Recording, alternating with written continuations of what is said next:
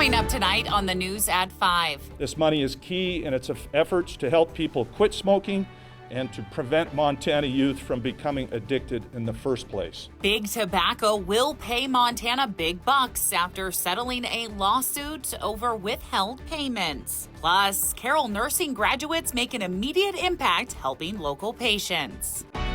From Montana's news leader, this is MTN News at 5.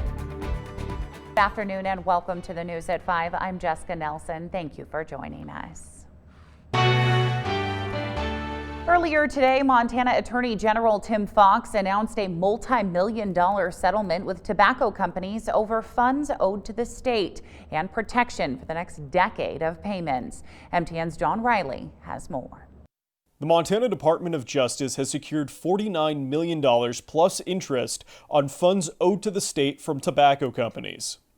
The settlement stems from a lawsuit filed in April and will also prevent those companies from challenging future payments to Montana through 2030. Montana Attorney General Tim Fox called it a historic win for Montanans. No other state in the union has received 100% of what was withheld by the defendants under a similar claim. No other state has achieved a remedy protecting future payments in full for 10 plus years and an agreement to not withhold funds under similar allegations in perpetuity. In 1998, Montana entered into an individual settlement agreement with the big tobacco companies after decades of deception regarding the health hazards of smoking. Rather than join other states' litigations, Montana filed suit in-state, which meant challenges also had to happen in-state. Fox says the credit goes to all the Montana attorneys general who oversaw 2 decades of litigation against the big tobacco companies and the dedicated staff that worked tirelessly to represent Montana. Millions of dollars in funds the state receives from the companies every year play a significant role. They fund children's health care, suicide prevention, and smoking cessation programs. The settlement funds are particularly important to the Department of Public Health and Human Services. This money is key in its efforts to help people quit smoking and to prevent Montana youth from becoming addicted in the first place. The Attorney General says that owed funds should be paid by the end of the year, which means they'll be available for the governor's budget and the 2021 legislature. Reporting in Helena, John Riley, MTN News. Fox's office estimated the total value of the settlement at well over $100 million. Time now for a check of our forecast. I did get out a little bit earlier today and it was lovely. Yeah, it was lovely, especially after all that wind that we had over the weekend. Good Monday afternoon, everybody. Not much in the way of wind right now in East Glacier, but you can see that the visibility is down. We've got a little light snow falling here off of the Rocky Mountain front. A little light snow, a little light rain, and maybe a little freezing rain here where you see that pink. So I do have a little storm system that is moving through the state right now.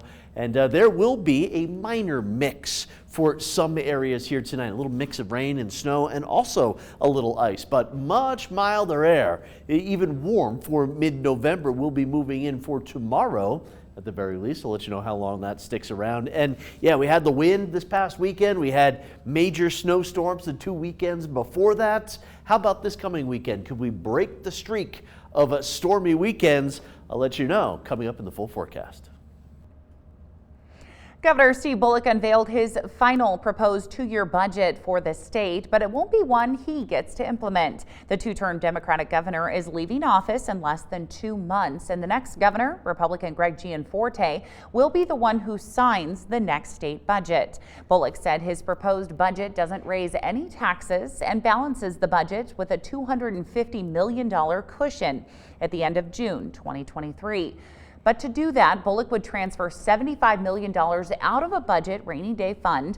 His budget also would freeze in-state college tuition, spend $10 million on a new publicly funded preschool program, and spend almost $500 million on infrastructure projects across the state. Gianforte will be drafting his own amended budget and is likely to have different priorities. During the campaign, he said he wants to freeze state government spending and use any surplus to reduce taxes. Bullock said his strong management of the state budget has enabled Montana to weather the coronavirus storm without having to slash government services. This is a budget that does not necessitate any cuts to government programs and services relied on by Montanans. If the next administration and legislature choose to cut government services, it'll be based on ideology, not based on necessity. Republicans will also hold large majorities at the 2021 legislature, which will help craft and approve the next state budgets. The state of Montana reported more than 800 additional COVID-19 cases today, bringing the statewide total to nearly 49,000. There are now over 17,000 active cases in Montana. 9 more deaths have been reported since last night, meaning 545 Montanans have died from COVID-19 complications. As a reminder, MTN numbers do vary from the state, since we also track data reported from local health departments. The East Helena School District is switching one of its schools back to all remote learning, as multiple teachers are out due to concerns over COVID-19. Superintendent Ron Whitmoyer says over the weekend they learned 2 teachers at Radley had tested positive for COVID-19. Several more were either being tested or reported experiencing symptoms. Radley students will move to distance learning for 2 weeks. Whitmoyer hopes to have Radley students back in the classroom on November 30th. We were hitting 5, 6, 7 staff members that were going to be out, that there was just no way that we were going to be able to operate, and more importantly, no way to be protective of human health within the building. All other East Helena schools are continuing operations for now. This announcement comes a week after Helena public school leaders reported they were facing significant staff shortages because many employees were quarantined or caring for people in quarantine. Montana Fish, Wildlife and Parks Region 4 office in Great Falls is trying to raise awareness about poaching after a couple of recent incidents. MTN's Coulter Anstad explains what officials want you to know. It's theft. FWP Region 4 Information Officer Bruce Auckley doesn't mix words when talking about poaching. Wildlife belongs to everybody in the state of Montana. And so when you poach an animal, when you shoot that animal out of season, you are stealing from the people of Montana. A cow moose was shot to death and left to waste in Fergus County on October 31st or November 1st, according to FWP. On November 12th, FWP announced 3 buck deer, 2 whitetails, and a mule deer had been found shot and killed on private land between Sims and Fairfield and left to waste. Poaching happens probably for 2 reasons. People who deliberately go and break the law, and people who make a mistake. And I like to say everybody makes mistakes. It's what you do afterwards that determines your character. As of Monday, FWP wasn't having any luck identifying the poachers or why they shot the animals. Which is why we're appealing to the public. Please help us. Poaching is not just frustrating for wildlife officials, though. It's just robbing from other hunters. Montana Sportsman Alliance founder Joe Perry says poaching is equally frustrating to hunters. Every time there's an article that crosses my desk on poaching, I post it on our Facebook site. He believes poachers should face hefty fines and have their hunting privileges taken away in as many states as possible for as long as possible. Poachers aren't hunters, they're cheaters. In Great Falls, Coulter Anstad, MTN News. A few weeks ago, we told you that Carroll College Nursing Program had 38 graduates take the National Council licensure exam for registered nurses, and all 38 students passed. We caught up with one of those students to find out more. When I took it, our professors prepared us so well, it almost seemed kind of easy, and it almost made me scared because I'm like, oh, this is kind of easy. And I think just the way our professors trained us and did practice questions really made the test very manageable. The national average for first-time test takers is an 88%. In the last 4 decades, Carroll College's nursing program has graduated more than 1,000 nurses. And by the time these students are seniors, a majority of them already have a job lined up before graduation. Josie says now more than ever, nurses are needed, and she's thankful for the program at Carroll. Definitely, you can tell nurses are getting a little burnt out right now, and it definitely is nice to be kind of a fresh face and kind of joining, but also trying to stay positive and do what our nursing professors have taught us over the years. Josie was hired upon graduation as a nurse for St. Peter's Hospital in Helena. She works on the oncology floor with about 8 other nurses who also graduated from Carroll College. Okay, when we come back, Chief Meteorologist Curtis Grevenance will give us a full forecast update with what we can expect heading into this week. And later, a second drug manufacturer announces a breakthrough in COVID vaccine research. We'll have the latest right after the break. With Chief Meteorologist Curtis Grevenance. All right, welcome back, everybody. Good Monday afternoon to you all.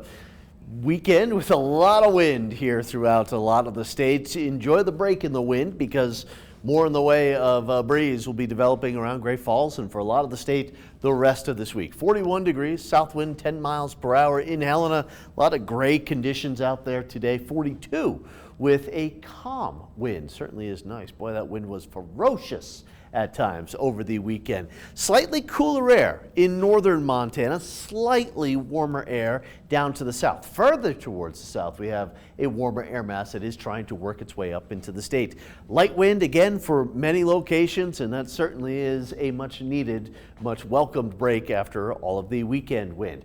On the radar, we do have a little in the way of some mixed rain and snow right here around the East Glacier area. Showed you the camera in East Glacier. Can't see the mountains because of the snow, but you head out the High Line here and we get into some freezing rain mixing in with some of the snow here.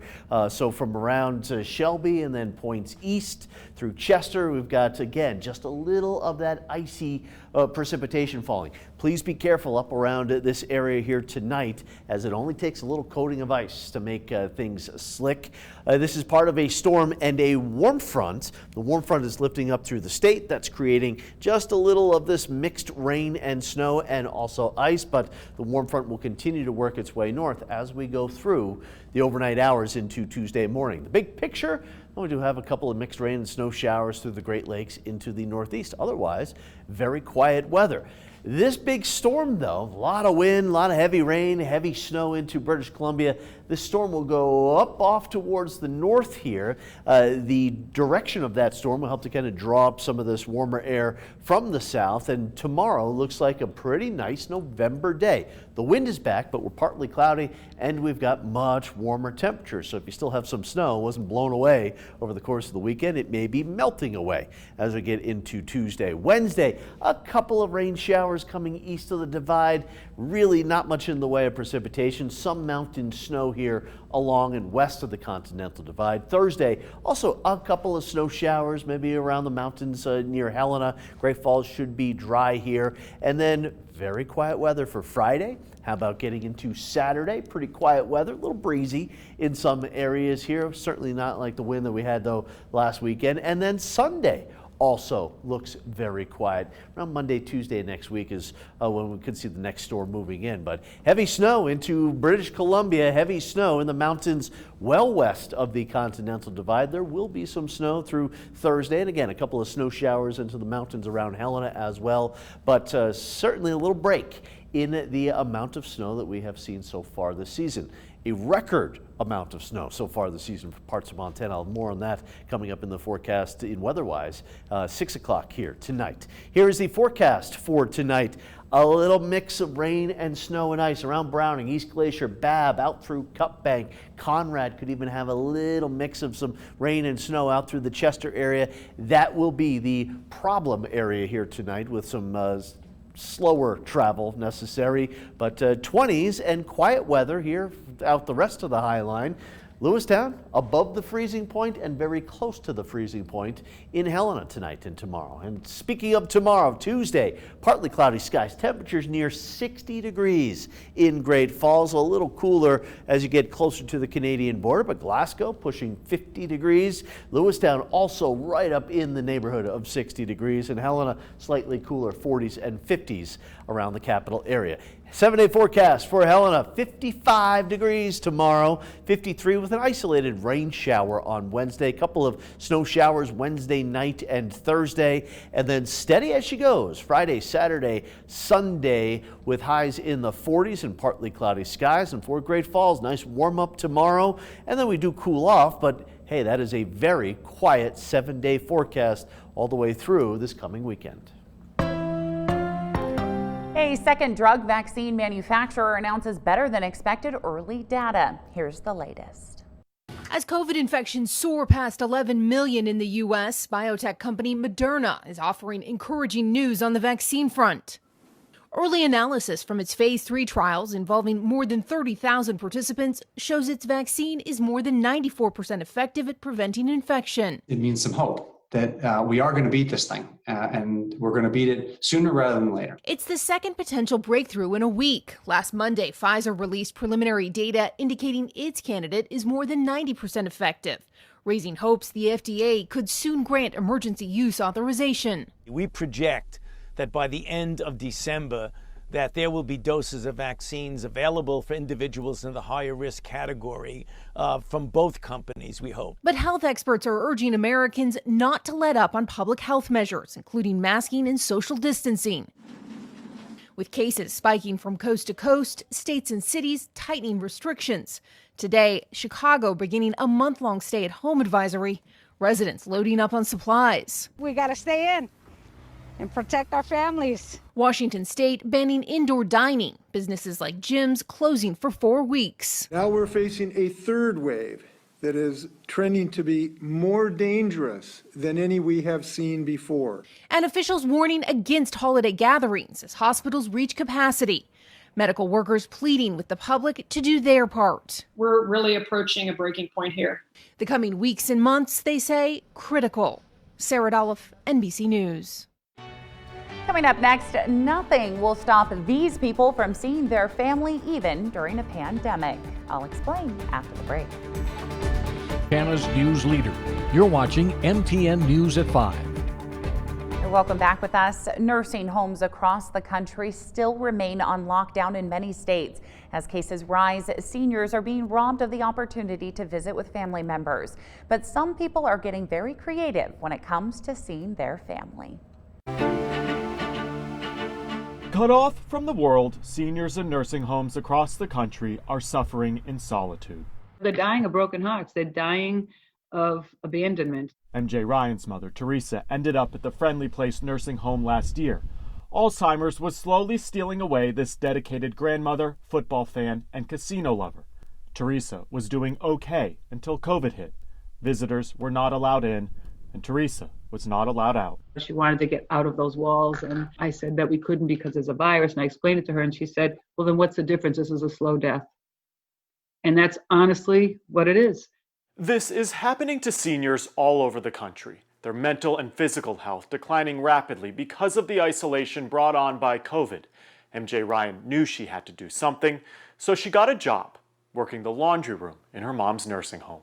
It's amazing how much laundry goes down in a fairly small nursing home. Once a week, MJ would work an 8-hour shift doing laundry. Her breaks would allow her to check up on her mom. She didn't have a lot of concept of time and space, but I wanted her to know that we weren't gone.